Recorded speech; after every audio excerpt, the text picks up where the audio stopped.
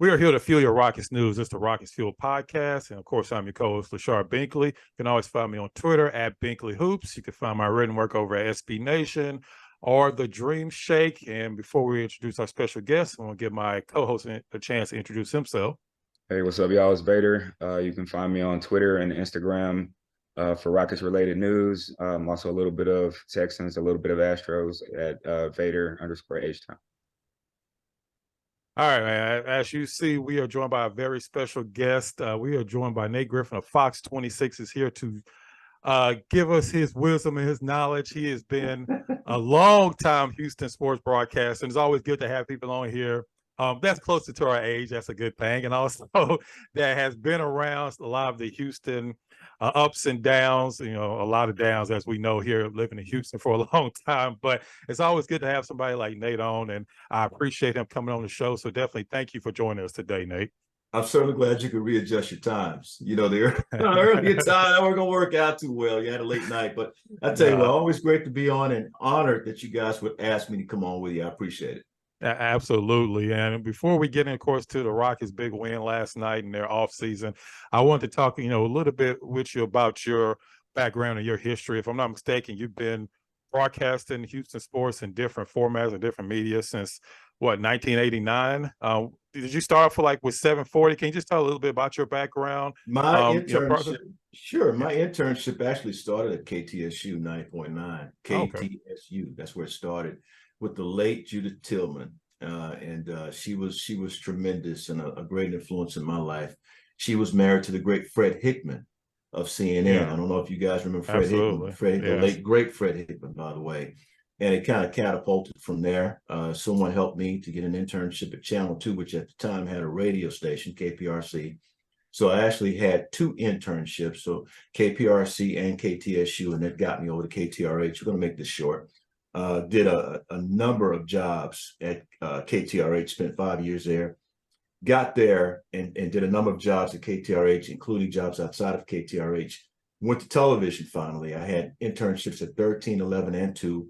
So I certainly paid my dues, and then went to a small market, television market, if you will, and was there for a couple of years. Finally came back up here, got into sports radio 610, and a few others.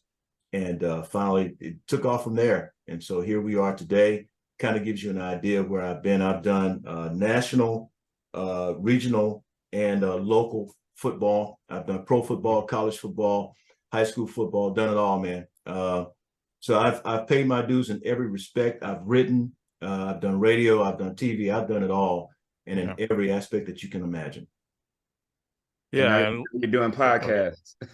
Yeah. You could also put that on the resume too, podcast too. Yeah, you still podcast. Yes, sir. Absolutely. And we appreciate you coming on. And I definitely want to ask you a little bit about also just how different is the Houston sports landscape change over the decades? I mean, like I say, you've been around a long time. You saw a lot of really good teams, a lot of really bad teams, and great players and not so good players. But how has it changed since, when you first started covering sports up until now? Well, when I first started, going back to 1989, the Houston Oilers were just really kind of coming out of the Love You Blue era. Yeah. And they were moving into the Warren Moon era.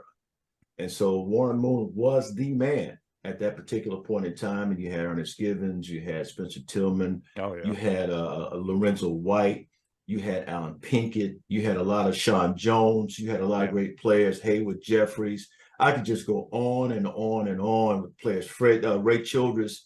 A lot of great players with that Houston Oilers team, and those guys, Bubba McDowell, Chris Dishman, Richard Johnson, so many great players.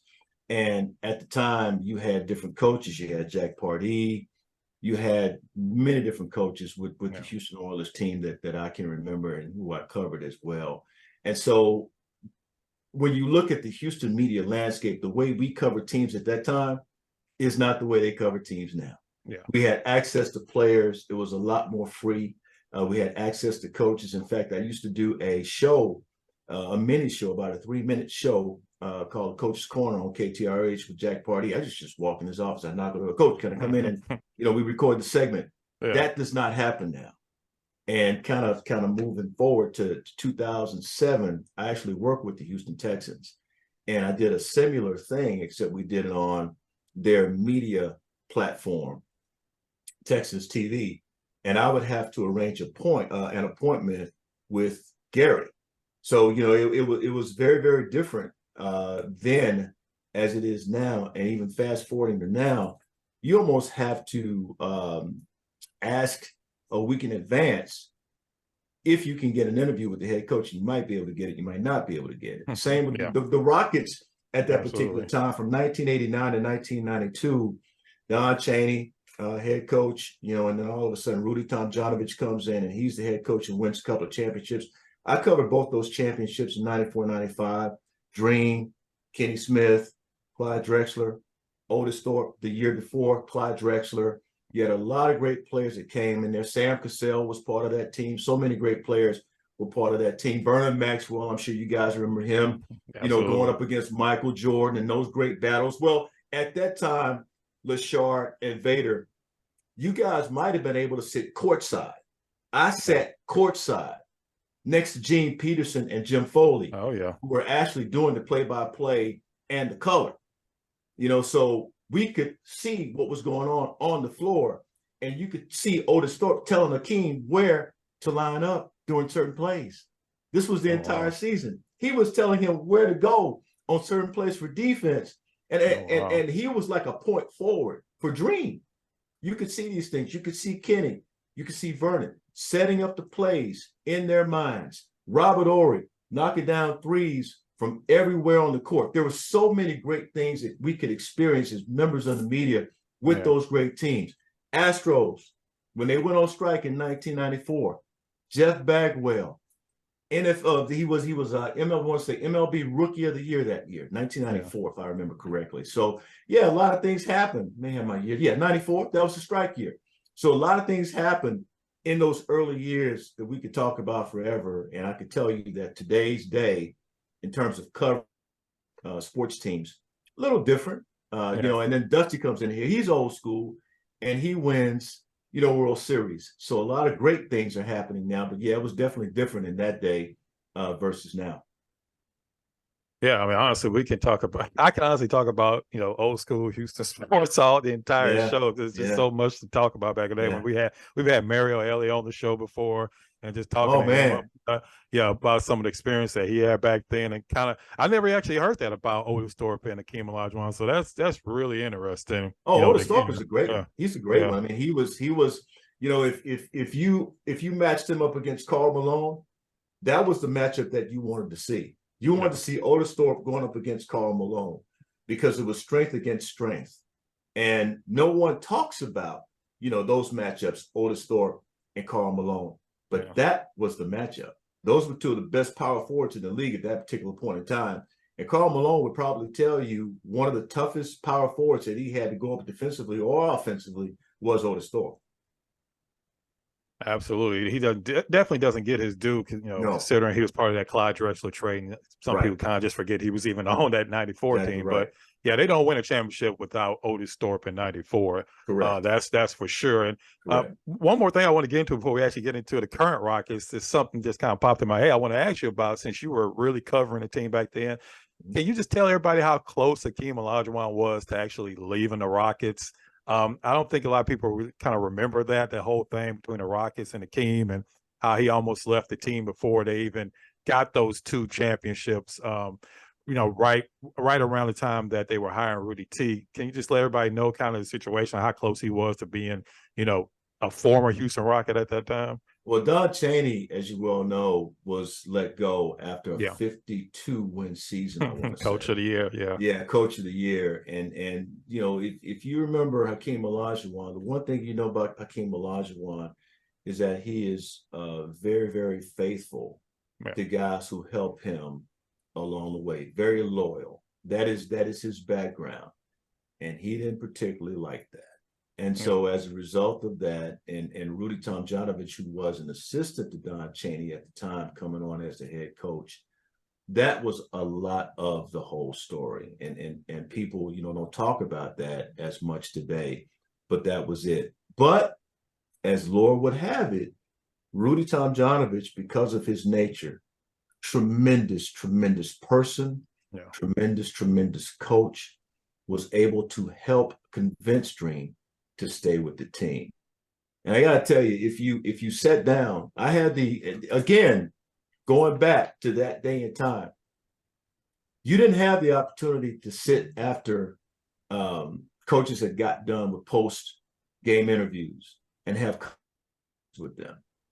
I would always stick around. With Don Chaney and when Rudy became the head coach, and I got to be honest with you, I love Rudy today. I loved him then and I loved him today, but I got to be honest with you, I wasn't very happy about that either. Yeah. Because here you had a coach who was coach of the year, and I love Don Chaney. We all know what Don Chaney did at the University of Houston. We all know how great he was, one of the greatest players ever from the University of Houston. I admired Don from his days with the University of Houston. Then he goes to the Boston Celtics and becomes one of the great players in Boston Celtics lore as well. Yeah. And then he becomes a head coach of the Houston Rockets. This was a great guy. Nobody wanted to see that. Everyone kind of thought that it was a terrible firing by the Houston Rockets at the time. So yeah, that was part of it, big part of it. Yeah, absolutely. Like I said, I can talk about old school Houston sports all day, but I definitely want to get your opinion on the current Rockets. Of course, you've watched a lot of summer league games, and you've seen a lot of great summer league players that didn't necessarily pan out when it actually came to playing in the real regular season. But I want to kind of just get your opinion off the bat on, what you saw last night from the young Rockets. Of course, Jabari Smith hit the game winner and finished with 33 points after a rough first half. And even though amenthompson went out with an ankle injury, and probably not playing the rest of the summer league, he had a great overall game. He kind of just stuffed the stat sheet in every single category. But so what did you kind of just see from watching him last night, and what do you just thought of the rookies like amenthompson and Cam Whitmore? Well, based on what I saw, and I'll be honest with you, I didn't see the whole game, but I saw a little bit of the highlights. But I will tell you that I think this is going to be a very, very talented Rockets team. I think they're going to be a lot more defensive minded, because that's the kind of coach you have. Ime Udoka, specializes in defense. If you're going to play basketball for him, you better be able to play defense. And so what I saw last night, I saw a little bit of that, but most importantly, you saw guys who were energized and who were really ready to play. I think that this team is going to be a lot different from last year's team. First of all, you can see the leadership already kind of stepping to the forefront. And that may be what they didn't have last year. A lot of things we've seen here lately with social media, we're not real happy about. But I think that Ime, because of his leadership, and we know what he did at Boston, he had a very veteran-like team while he was the head coach of Boston, and still that way because the guys who were up there. But I think that's what we're going to see. I think we're going to see more leadership. You talked about the rookies last night, and it was great to see the game winner at the very end. Those are the kinds of things that we're going to really need to see, because what that does is build confidence. But again, leadership 1, defense 2, Ime Udoka 3, and I'll be honest with you, I wanted to see Sam Cassell come in here as a head coach, but I think Ime Udoka, because of what he brings, I think that everyone sort of understands the caliber of coach that he is and the champion mindset that he his team. I think that's why the Rockets hired him, and I think that's the beginning of what we're going to see for the rest of the season. Yeah, I mean, absolutely. And I kind of actually want to go a little bit back before that and just get your opinion on what we saw the last 3 previous years. And we saw with Coach Salas, what he had to kind of deal with, the last 2 years, not exactly a lineup where he's going to be able to win a lot of games. But what was kind of just your overall thoughts on the last few seasons, and what kind of Coach Salas had to deal with, starting off with thinking he's going to be coaching 2 future Hall of Famers and then coaching one of the youngest teams in the league? Didn't help that you didn't have a James Harden. Yeah. Didn't help out there now, Los Angeles, Russell Westbrook. It doesn't help when you don't have those 2 guys on your squad. All of a sudden you have what you regard to be a rookie team, and you got a lot of young guys. Young guys don't understand how to fill their roles. That's why you have to have veterans on the squad to help them understand. Even in the broadcast business, you have to have older guys in positions who can help to mentor the younger guys and tell them, look, this is what you need to do. When they see you making a mistake, they can tell you, hey, young fella, you need to kind of change the way you're doing that. Yeah. And if you change it and you go in this direction, you'll have a lot more success, because I stepped in that pothole. No sense in you stepping in that pothole. Yeah. Well, the Rockets didn't have that. Even Silas as a head coach. Who was the guy on that squad who could tell these guys not to do? So obviously the veterans are like, man, I don't want to deal with these guys. I don't want to deal with these young guys. I want to get out of here. I want to go to another squad where I can win a championship. I don't want to be the guy to have to tell them what to do on the floor during the course of the game, because I have enough to do myself with the guy I have to defend. Plus, I'm trying to score 35 points, 10 assists, or what have you, and 10 rebounds. I'm trying to fill my own stat sheet so I can get a bigger paycheck. So no, I don't have time for all that. So that's what Stephen Silas was dealing with. And you have to give him credit, because he maintained his composure and class the entire time he was the head coach of the Houston Rockets, and having Paul Silas as his dad to sort of teach him. Well, this is an NBA family. The late great Paul Silas, I might add. This was an NBA family, so you got a guy who understands that. And I think the Rockets understood that. I think Tillman Fertitta understood what he had. Rafael Stone, he understood what he had, but now this is his legacy. This is Rafael's legacy, right? To rebuild. And in order to do that, he had to bring in a coach who understood you're going to have a young team, but what we're going to do, we're going to have also a nucleus of veteran players around this young team, more than one, who can help that one or two. Hey, 3 or 4 of us can talk to the team during practices, after practices, while we're off the court, so that they understand what they need to do off the court as well as on the court. Preseason, postseason, all those things, we're going to need that. And so I think that's where the Rockets are now. That's what they did not have then. And because of that, Stephen Silas ended up losing his job. And he didn't have the experience, I don't believe, nor the players to help him to coach those guys. John Lucas, wonderful guy. We know he's a Hall of Famer. He's the greatest. But you got to have guys around those players who can influence them, and who better than, your colleagues, your peers, those players, those older guys who can, that they respect, who can come in and actually help them and teach them the right way. That's one of the things I was trying to get people to understand. We gave up a lot of young guys. But you can't have like you were saying, you cannot have a team fully comprised of nothing but young talent. You have to have those veterans on the team. And so while people were like complaining about the contract situations and us moving off of some guys and maybe not getting supreme value back, I was like, the main guys, the main young guys that they really want to build the team around are still here. The Jalen Greens, the Alperen Sengun, Jabari Smith Jr., amenthompson, Cam Whitmore, Tyrese. And so these are the guys that they're focusing on. And what better way to help those guys and empower those guys to reach their full potential by bringing in guys who, like you said, can show them the way, to let them know, hey, young fella, you're doing that wrong. If you do this, you're going to have more success. You know what I mean? So like, I think it's not the Fred VanVleet contract. Him coming here, I saw him at the Summer League game yesterday, and I saw a few of the other guys. And I just have to wonder, like if we would have signed, somebody else to that contract, would they have? I know guys go to Vegas, and but we've had people here before who, it was off season, you don't see them anymore. They're out kind of like living their own lives, and they're entitled to do that. But I love the fact that Fred VanVleet was there. And then I love the fact that I also saw like Jalen Green there with him. And he and Jalen Green have been kind of attached at the hip as far as working out. I saw Kevin Porter Jr. there. I saw Sengun there. So I think they're already laying a foundation of, building a camaraderie and a unity on this team that maybe we didn't have enough of before. And so like I completely 100% agree with everything you said. Yeah, and let me not leave out John Wall. He had the $44 million contract. Remember that? Yes. And didn't play. And now he's with another squad. I thought that he was going to be maybe a catalyst for this team, but we found out that wasn't going to happen. Found out as well. Can't really blame him. I mean, when you look at the makeup of the squad. So yeah, I think now they're where they need to be.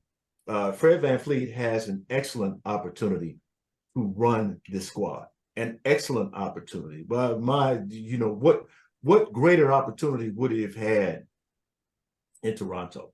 No. This is the opportunity. They went and got the right guy. And I know his value increased the minute that we found out that a couple of other teams were interested. Mm-hmm. So what did the Rockets do? They stepped it up. They said, hey, man, you think you might be interested in coming to the Rockets? And what did they do?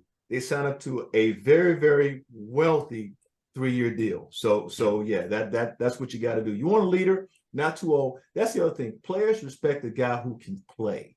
Yeah, and that's you got to have a guy on the squad who can play. They'll listen to you. So yeah, I think the Jalen Greens, the Kevin Porter's Kevin Porter has a chance to really be a great player too. He just needed somebody to come in here who understands the game like a Fred VanVleet and lead it. Not necessarily at his position. They have somebody to do that. But I think in terms of being a floor general, telling him and instructing him on what to do and helping him to become a great player, yeah, that's where they need to be. And you know what? Another sneaky signing that kind of went under the radar is bringing back Jeff Green. That's what I'm talking about, Jeff Green. Yeah. Yeah, so I don't know how much he's going to play, but I know he can still play. We just saw him win a championship with Denver. And I saw there was a clip floating around. I don't know if you saw it, but it was during the finals. And he pulled Aaron Gordon to the side and he was like, hey, do this, you know what I mean? And I was like, when that happened, I had tweeted out, this is why young teams need veteran leadership. You know what I mean? Like even though Aaron Gordon, could be considered a vet, he's still pretty young. And you have this guy who has a wealth of knowledge. He's been on so many different teams. He's been in so many different situations. And he was still able to pull, a guy who's like 27, 28 years old to the side and correct him on some things and help him to achieve greater success. So imagine what he could do with a bunch of 19, 20, 21, 22-year-olds, which is like all we had on the Houston Rockets the past few years. So you guys married? Are you guys married? Yes, I am. How about Vader? You married? No. Okay, so give you an off the court example here, a little love here. So when you're a young man and you're 2 or 3 years into your marriage, you think you know everything as a husband, right? You think you know everything. Nobody has to tell you anything. All of a sudden, you come upon a situation where you need some advice. Who do you go to? Yeah. Dad or uncle, right? Yeah. You go to dad or uncle. Absolutely. Right? That's the same thing. You look at the Rockets locker room, it's the same example. When they come into a situation they don't know anything about, they call him uncle, just like with the Astros. Who's the uncle on that squad? Say his name. Michael Brantley. Yeah. Uncle Michael Brantley. Who do they go to when they need advice, when they need help? Uncle Mike. So that's the same situation. Rockets didn't have it. They got it now. You mentioned Jeff Green. Perfect example of a guy who can certainly help the young guys. And they will listen because what? He has a ring. Yeah. He's got a ring. Yeah. Absolutely. And I'm glad you brought up about bringing in players that, they're going to listen to, but players that can actually still play because, the Rockets had people like Boban and they had other veterans on the team, but if they're not really playing a lot, they may like them as people, but how much, like you said, how much are they going to really listen to them if they're not really on the court? And I think that definitely makes a big difference having Fred VanVleet and having a Jeff Green, players that have been there, can still contribute, and that they will actually listen to. Because I know a lot of times coaches like having coaches on the floor, and that's something the Rockets haven't really had because we know Eric Gordon, he's been there, he's done that, but he's not really a vocal type of leader. And I think that Fred VanVleet is definitely that type of person where he has no problem telling somebody if they're doing something wrong. And that's something that the young guys really need. But one other free agent sign I want to ask you about, something that's kind of, you either love it or hate the deal, is Dillon Brooks. What did you think of that signing? And do you think he's somebody that can kind of turn around his reputation and is somebody exactly like the Rockets need, a tough defensive-minded player that'll do all the dirty work on the team? Did you see my slight reaction just a moment ago? Yeah, my reaction when I first saw this, I have to go on air and talk about, all these transactions with the Rockets. I do it every day. He called LeBron old. That's just during the playoffs. That was and what did LeBron give him? 40 that same night, so the next night, I believe. So, You got to be careful about that. But I think playing for a guy like Ime Udoka, I think Ime will be able to, and John Lucas and the rest of the coaches, and I love the assistant coaches that they brought in. And one of them is Royal Ivy, you know, who was a star at Texas, and they brought in some other guys. I think the most important thing for him to do is to regain who he was before calling LeBron old. Yeah. I think he can develop a reputation now. He can start anew. Sometimes guys just need a fresh start. And if he listens, I think he can get that fresh start here. Don't talk. Just go out and play. Yeah. Some guys just need to talk because that's what they do. Yeah. It gets them up. You know, it gets them up for games. It gets them up against very, very tough opponents. And the talking, you know, that's trash talking. That's just part of the game. But I think you have to be careful, you know, to whom you direct that trash talk. You know, you can't direct that trash talk, you know, to a Hall of Famer. You can't do that, especially a guy like LeBron. I don't care how old he is, 37, 38, 39, 45, doesn't matter. Tom Brady, you don't want to talk trash to Tom Brady, not even now. You know, so you kind of have to be very, very careful to whom you direct the trash talk. But I think he has a chance to build a reputation here. He's a big guy, 6'7", about 220, 225, 230. He could be phenomenal as a defensive player. I won't say defensive player of the year, but with that body, if he comes in shape and he's really ready to play and take coaching, he could be a very, very special player on that squad. I think he kind of messed up too when he went to the media with that. Like, you know, you can talk trash to guys on the court, but I think the public perception of him kind of changed a little bit when he, you know, he said all that in front of a camera, and then, you know, once you do that, you know, it becomes a story, and I think LeBron took offense to that, and you could tell by the way he played against him after that, like it definitely ended up hurting his team in the long run. So yeah, it did. Gotta watch that. Yeah, it really did. It hurt the Memphis Grizzlies. I think they took a step back, you know, along with what was happening with Ja. But I think, you know, when you look at what happened with the Grizzlies, and so you saw what happened. Well, you saw what the Grizzlies did, right? They let him go. They cut him. So I mean, he became a distraction. When you become bigger than the team, you know, you got to go. And the Memphis Grizzlies, they had an opportunity, you know, to advance, and because of that, you know, when you become a distraction, it's really, really tough. So as long as he doesn't do that here, again, just play. Right. Just play. So what I'm hoping he does, like you said, go back to just being that on the court irritant. You know, like you love those guys when they're on your team. You hate them when they're on other teams. We have Patrick Beverly. And so that's what I envision for him. And even like going back, like you did earlier, we have Vernon Maxwell. I don't think he was very well liked around the NBA, but we love Vernon Maxwell. Vernon Maxwell was like a lot of our favorite players because he didn't back down from anybody. He was tough as nails, and he would go out there and he would hit big shots. And so, and Patrick Beverly, like we said, was the same way. So I'm hoping Dillon Brooks can come in and kind of add that toughness on the floor, you know, not back down to people, but like, you know, let's keep it in, you know, in between the lines on the court and not be a distraction to the team. He needs to call Vernon Maxwell. Let me tell you something. The one thing about Vern was also a great quote with the media. Post-game, he talked. He would talk. He never backed away from a mic. You know, what he was on the court was completely different than what he was in the locker room and what he was off the court. Great guy off the court, great guy in the locker room following a game. Now, you don't want to go to him immediately. There was a 10-minute cooling off period right back in the day. There was a 10-minute cooling off period. They increased it to 20 minutes to give those players a little more time, their minds, you know, right. But, you know, great interview in the post game. This is what Dillon Brooks is going to have to be. He's going to have to become a media darling, because right now the perception of Dillon Brooks is we don't want that guy on our squad. Yeah. You know, unless the players don't feel that way. The players are like, we love this guy because of what he is. He's as you mentioned, he's an irritant. You know, he's an opposition irritant. But, you know, in terms of the media, he's going to have to build that rapport with the media. He's got to learn how to do that. And if he learns how to do that and becomes a media darling, he's going to be all right. They're going to love him. They're gonna love him a whole lot.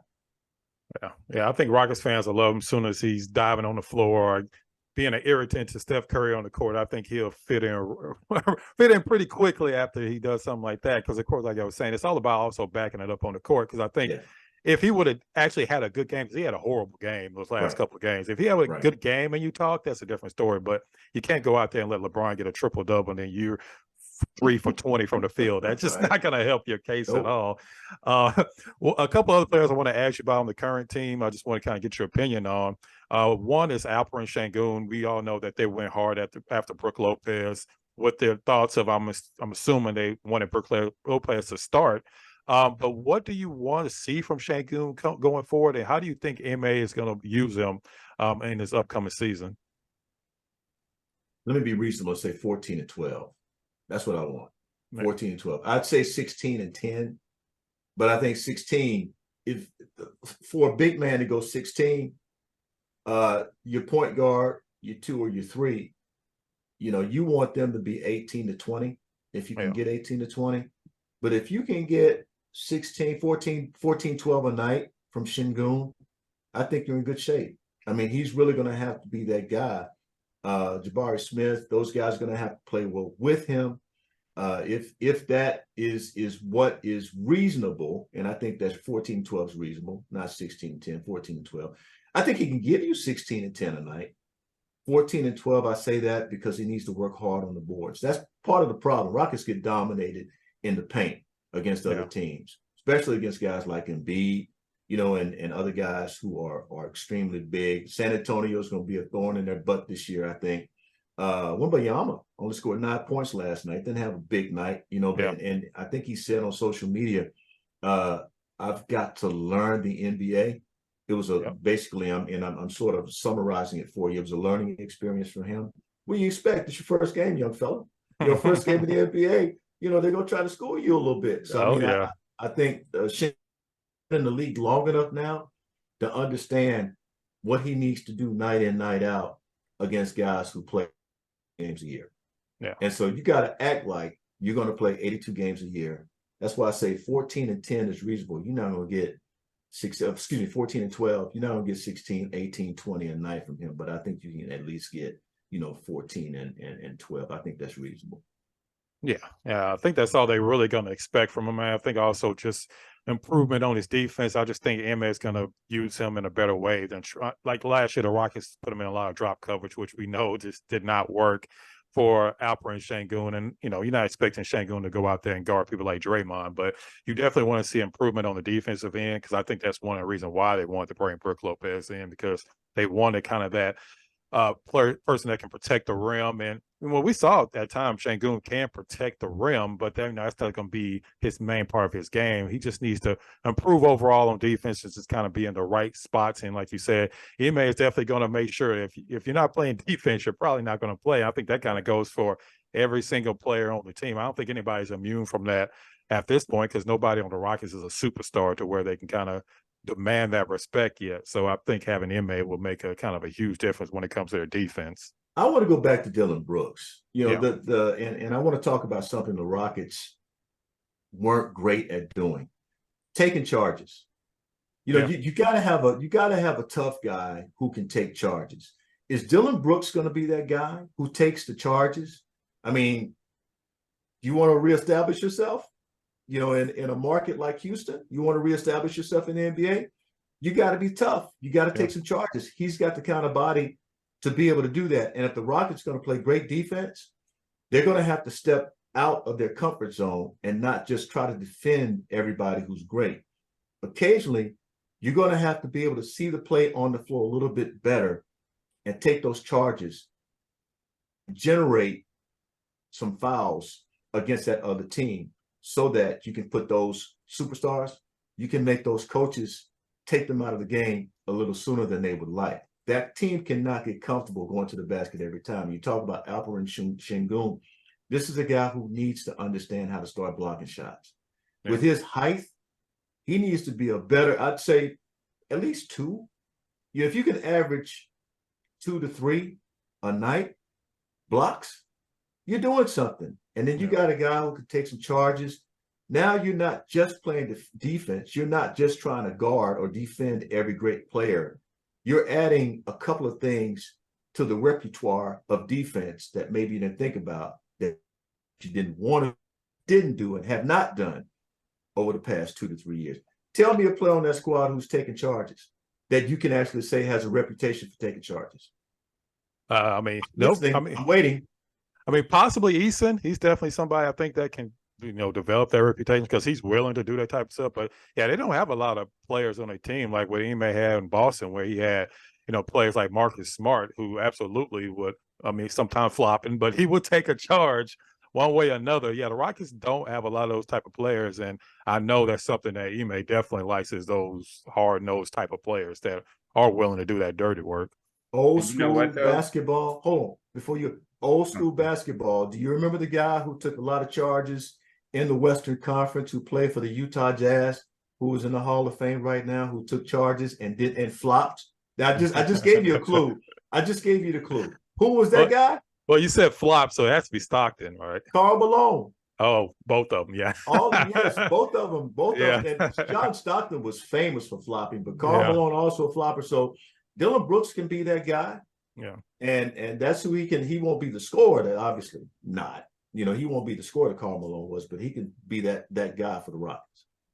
I do know one thing that I have noticed about Dillon Brooks. He's good at communicating defensively, and that made me think of earlier how you said Otis Thorpe would sometimes help the other players be in the right positions. Yep. And so Dillon Brooks is a vocal leader on the defensive end. I've watched a few videos where he's been mic'd up or whatever, and he gets on some of those guys when they're not where they're supposed to be. And I think that is going to help a guy like Sengun, who may not be in the right position. You know what I mean?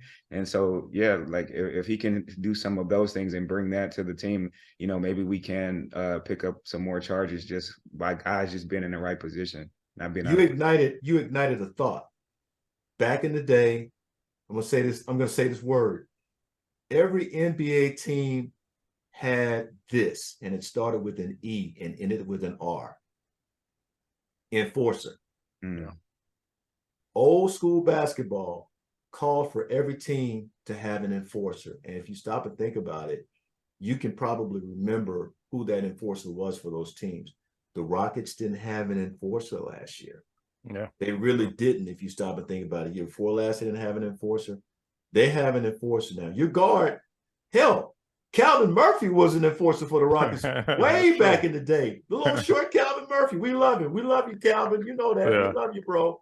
But I'm telling you, now you have that guy. You have the enforcer. Man, Dillon Brooks has a chance to be, and I'm sure Ime Udoka, I'm sure, and I'm glad you said that, Vator. He has a chance to be huge here. He really does. Yeah. By doing what we call the dirty work, but still being the guy who people can see as a leader, defensive leader, enforcer on that squad. He could be that dude. Yeah. And I think just his presence alone, I think he's going to help. Like Tyree Eason has amazing instincts on defense. But let him play offense too, though. Yeah. And so I'm thinking that but he's very raw. So I'm thinking like having a guy like Dillon Brooks, to play in conjunction with you and to learn from. Same with Jabari. I think like we talked about earlier, just adding some of these guys who've been there and done that and have a little bit more experience is really gonna raise the level. It's gonna raise I don't know what the expectations in the room were last year, but I can guarantee you they're gonna be much higher this year. And so Dillon Brooks is gonna be out there competing defensively every night. And he's not gonna I just pretty much know he's not going to be okay with other guys not working as hard as he's working on defense. Got to be careful though how you communicate that. Yeah. If you're Dillon, he's got to. I mean, somebody's got to get in his head and tell him, Dillon, we love it. We love the fact that you want to be the communicator defensively on the squad. Just watch how you do it. Be very, very careful. And sometimes, man, you got to take the gloves off. Especially with a young team. Yeah. Sometimes you have to take the gloves off, and you have to be that guy that people don't like. But if that's going to be the case, make sure it's people on your squad. They don't like the way you talk to them, but they love it because you're winning. Yeah. And if you're winning and you're successful, because one of your teammates is on your butt, but he's showing you love. And that's what I mean. You got to show a guy love. When you criticize him, you got to show a guy love. I remember in junior college, we had a guy on our squad, and this is a very quick story. His name was Michael Sims. He was 6'3", 220 pounds. He played receiver. He played my position. I would tell Mike, I was probably one of the only guys who could talk to Mike because Michael was a little unruly. I wouldn't criticize Mike, but I would tell him, Mike, if you had done that, that would have happened. And he could see it. He could visualize it. So I was the only one who could really talk to him. It's the same thing, and his coaches. It's the same thing with these guys. You want to be able to communicate to your players, and you want them to listen to you. Dillon Brooks is in position to have players listen to him by charge, by being that guy who's going to defend one of the best offensive guys on the opposition. He can be that. If he's successful, I'd say 3 out of every 4, because you're not going to be great all 82, but you can certainly be great 2 of every 4. 50% of the games, if you can be great, that's not bad. Yeah. That's asking a lot, but that's not bad if you can be that. So I think when you look at the numbers, 50%, 82 games. If the Rockets can win 41 games this year with everybody doing their part, that's not a bad season. When you look at what they did last year, what's that, about a 20-game improvement? Yeah. So yeah. If you 19-20. If you look at that 20-game improvement with a new head coach and guys you're bringing in now and the draft and some defensive players, defensive-minded players, who all they do is focus on defense. You talked about Tyree Eason, Vader. I think Tyree is a guy who can give you some good points and some good rebounds and some good assists. I think that's who he is. Let him kind of focus on his offense a little bit more, and he can be that guy too. So that's kind of the way I see that in regards to what the Rockets can do defensively and what they can do offensively. They do that 41 games, 41-win season. Heck, 38, 39 wins. It's not a bad season for them when you look at the turnaround. But the following year, you kind of have to do what the championship Rockets did. You have a 91? They were on the cusp. 92, 52. What they do in 93, 94, 95? 94, 95, they won championships. But you could see the ascent because they had the right players in place and the right coaches. Yeah, absolutely. And you brought up, just talking about the draft pick before we, end the show, I want to ask you about, of course, Amenthompson, and what's kind of been your opinion over him, just overall, what you saw when he played at OTE, some of the stuff you saw last night. What's kind of your overall opinion on him, though he's not going to play anymore this summer league, more than likely, but what do you expect from him coming up this upcoming season, knowing that he's not necessarily probably going to be starting, but he's still going to have a pretty big role even with Fred VanVleet here? I think let me put it this way. If he was a starter, I would say running for Rookie of the Year. Yeah. If he was a starter. If he's not a starter, depending on the role they have him in, I'm not quite sure what to say. I think he could probably. See, it's going to be hard. Once you establish your starting lineup, unless a guy has an injury, it's going to be hard for him to come in and replace someone during the course of the season. That's not what you want to do. If you're Ime Udoka, you kind of want to start with the starting lineup and end with that same starting lineup if you can, unless the guy's just playing out of his mind. In that given position. If a guy's playing out of his mind, coming off the bench in that given position, but coming off the bench might be what he does best. Yeah. So you allow him to grow, but if you pick 4, you're supposed to start. If you're pick 4, you're supposed to start unless something precludes that, like an injury, or maybe between the ears. We're not where we need to be between the ears. But Amenthompson doesn't impress me as a guy who's not ready to go mentally. Yeah. I think he's a guy who's ready to go mentally. And don't forget about Cam. I think Cam is another guy I really want to see him do well, because he's been underestimated his entire life. And this is a guy who probably should have been drafted earlier, but didn't go until 20. Does he not have a Houston-sized chip on his shoulder? I would. I would if I were him.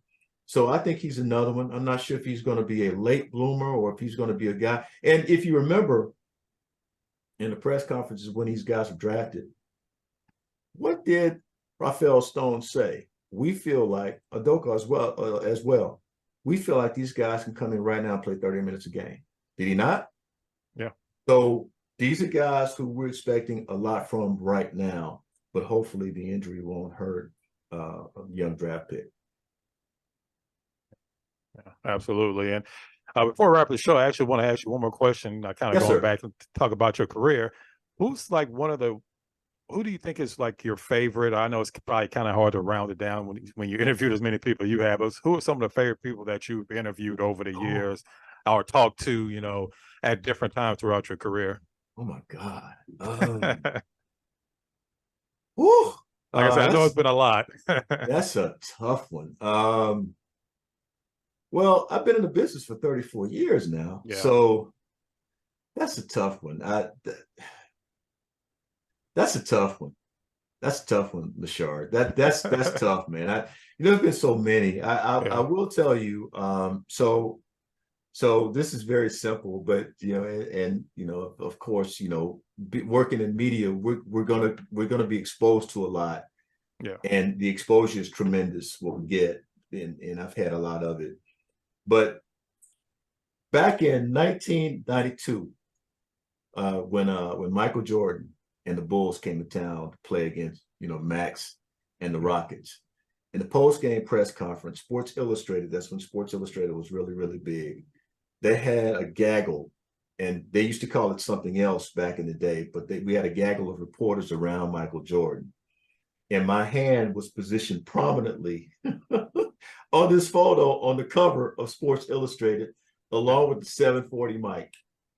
And so I'll never forget that. In fact, I still have that Sports Illustrated. I can't just grab it and show it to you, but I remember that. Yeah. That was probably because of, my career was young. I just started in 89 and this happened in 92. And I'm like, here I am already on Sports Illustrated. I wasn't on Sports Illustrated, but my hand, your hand was there. The hand, with the mic was on Sports Illustrated. So I would have to say that Mike, obviously Michael Jordan was one of the great interviews. But man, I've had so many. I'd hate to single them out. Definitely. Yesterday I did a sit down one-on-one with the great JJ Watt. And so yesterday. So there have been so many dusts. I've had one-on-ones, but so many great ones, man. So I don't really want to single them out if I can't. But the hand made Sports Illustrated. That was a lot of fun. The hand and the mic. No, I wasn't, but I said, that's my hand. That's my hand. But that's about it. Hey, that's more than a lot of people can say. So that's definitely something. It was so much fun. So much fun. Yeah. Absolutely. A great career. Yeah. Yeah. I mean, we and again, we appreciate you coming on. We can have a whole show just talking about old school Houston sport, which we should definitely do at some point. Because like I said, I can talk, 90s, especially 90s Houston sports. I can talk about that for hours. Yeah. So, man, we appreciate you coming on, Nate. And again, can you just let everybody know where they can, see you every single day? Every single day, you can find me between 4 a.m. and 10 a.m. For those of you who wake up at 4, you can find me on Fox 26. I'm the morning sports anchor on Fox 26.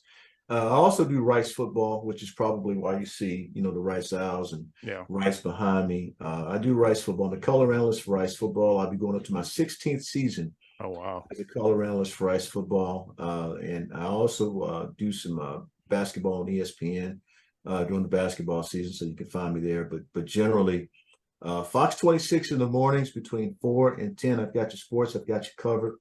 And you can tweet me. All times of morning, doesn't matter, because if I don't hit you right back, it's because I'm real busy. But I guarantee you I will hit you back at some point. And I'm everywhere in the city. I'm all over the city. So you can find me just about everywhere. But turn the television on when you wake up at 8. Because a lot of y'all don't wake up before 8 o'clock. A lot of y'all wake up, and some people do. They tell me, a lot of them tell me they wake up at 5 and they catch me. And I'm like, okay, well, keep watching this. The morning sports, that's what we do. And it's a little bit of a different concept. but it's worked. Once we started it, about 7-8 years ago, it's worked out really well. Don't forget about making the grade and player of the week and all those things. Yeah. Friday Football Fever, when the football season starts, you can find us there. So there you have it. Yeah, like Lachard said, thank you so much. You have like an invaluable like wealth of knowledge, you know, because you've been in this industry for so long, and I'm sure you just have thousands of stories, like really great stories. So thank you for taking the time out of your day to come hang out with us. Thank you. You guys have a great platform, and I appreciate what you're doing in terms of being able to continue what a lot of the guys before me and me started. One of those guys before me, Ralph Cooper. He's a great one. Absolutely. And of course, you talk about wealth of knowledge. If you sit down and you put a mic in front of him, he won't stop talking. Your podcast will go for hours and hours and hours. But for me, it'll go maybe an hour or two. But I can tell you, there have been great coaches and great people who've allowed me to ascend, and those sportscasters before me who took the bullet, my place. And I appreciate what they've done. And I appreciate you guys taking the bullet and moving it forward. So anytime we can be of assistance, please give us a holler. Thank you. And I'm glad that your audience was patient enough to listen to what we had to say this morning. Thank you. Yeah, absolutely. And me just starting off and, doing, media thing, I definitely appreciate the foundation that you laid, for decades. So it's definitely an honor having you on. Again, I appreciate you, joining us today. Thank you very much for the time. I appreciate it, guys. It was an honor. Vader, Yes, get sir. married, man. Get married. He's like, they're after you, Vader. No sense in evading them. Oh, man. That's a whole different story, man. Hey, It's a different podcast. That's a different podcast, huh? I love to needle the young guys, man. I really do. I love to needle them a little bit. You guys are great, man. Love being around you. Yep. I appreciate it. We definitely appreciate it. And that's going to do it for today's show. Usually, we appreciate everybody that supports us every single week. Vader, my co-host, again, thank you for joining me. I appreciate you for having me on, as always. And I have a feeling we're probably going to have to do some more stuff real soon. Oh, with all these absolutely. games coming up. Absolutely. And like you said, we will have a lot more coverage coming up as the Rockets have, of course, more Summer League games coming up. And then they'll have a little bit of a break, and then we're going to go into training camp. So make sure you check us out all off season. As usual, we appreciate all the support on YouTube, Spotify, Apple, wherever you get your podcasts. So make sure you check out the next episode of Rocket Fuel Podcast.